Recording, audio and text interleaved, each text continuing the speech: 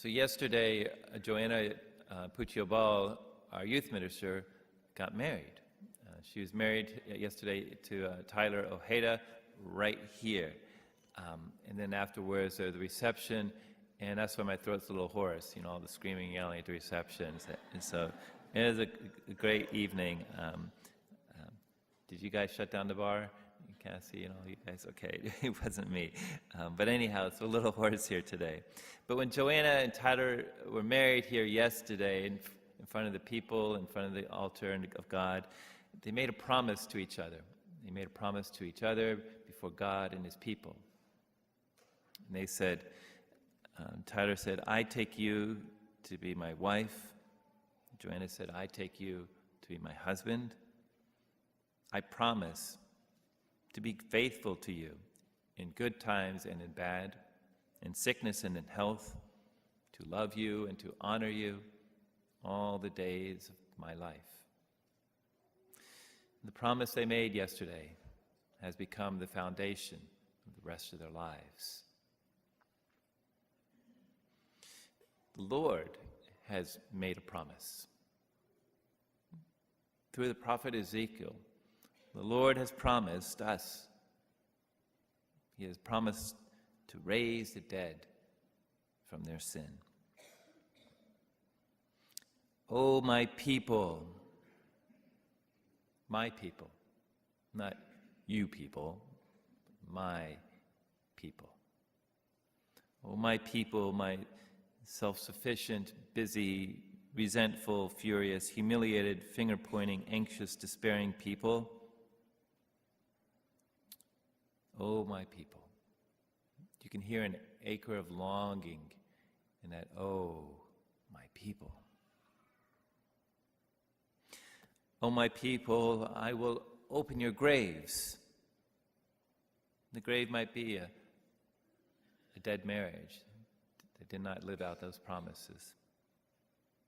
The grave might be buried alive in addiction, drinking or taking pills or watching porn, where you can no longer feel joy, you cannot feel anything except shame. The grave might be fear. Our bishops encourage each of us to do what we can to accompany migrants and refugees who seek a better life in our country.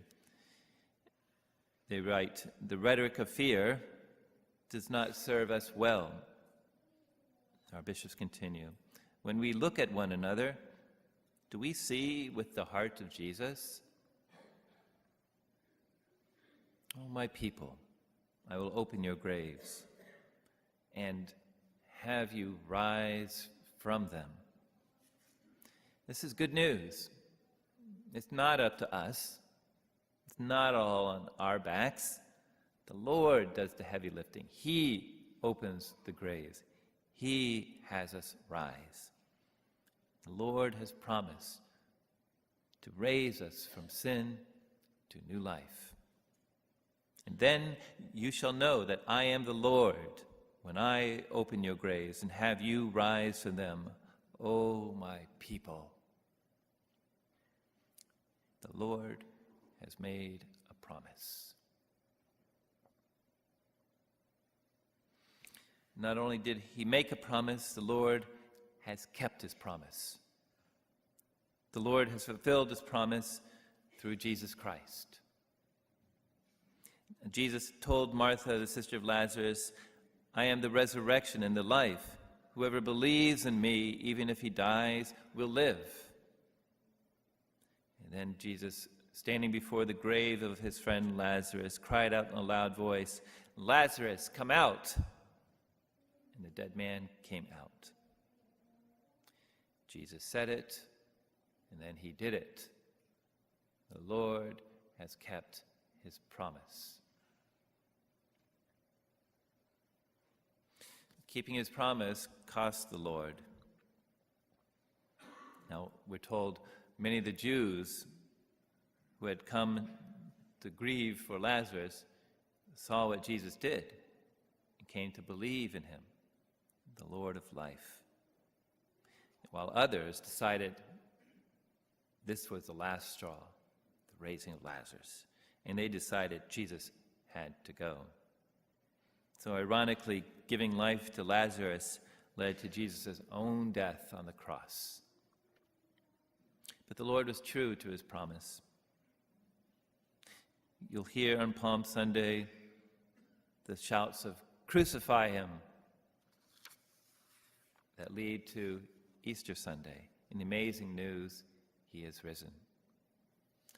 Raised from the dead, the Lord broke the power of sin. He conquered death. He has opened our graves.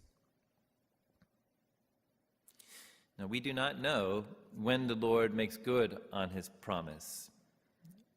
Jesus took his time to go to Lazarus. Knowing that Lazarus was ill, he remained 2 more days in the place where he was. And Martha, his sister, had said to Jesus, "Lord, if you had been here, my brother would not have died." So clearly, the Lord's time is not our time. The Lord's plan is not our plan. We may have things figured out, what we need, when we need it, but if you want to make God laugh, they say, make plans.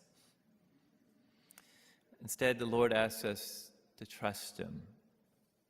As he trusts a close friend, trust him to keep his promise. Now with us today we have 6 who are preparing for baptism at the Easter Vigil in 2 weeks' time. Mia, Yadiel, and Suzette, Jared, Ilian, and Tiffany.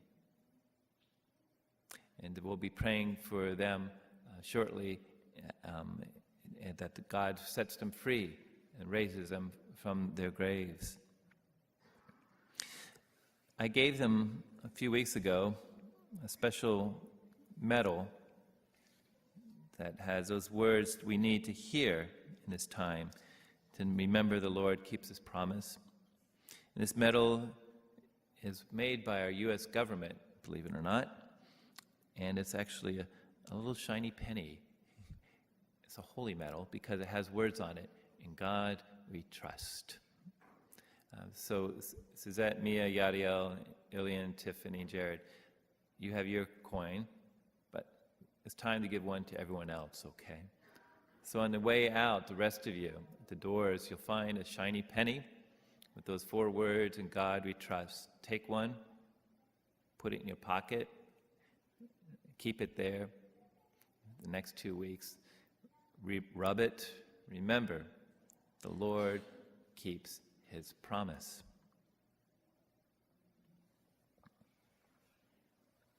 So big things are happening this weekend. This is opening day of baseball season. Go Rays. Good luck. WrestleMania, the Super Bowl of wrestling. This is it, this weekend, right here in Orlando. The NCAA men's basketball finals are this weekend. And last night we had an Oviedo gathering. Must have been 1,000 people at the bank. This bank sponsored a gathering of local churches, and there are over a dozen pastors, 15 pastors there, and many churches represented, and fellowship and praise and worship. It's great. It's great. Great things this weekend. But today and every Sunday, we celebrate the biggest thing ever to happen. The Lord has kept his promise. He promised to raise us from sin. He promised to make good on those words, "I am the resurrection and the life." And he has said it, and he has done it. The Lord has kept his promise.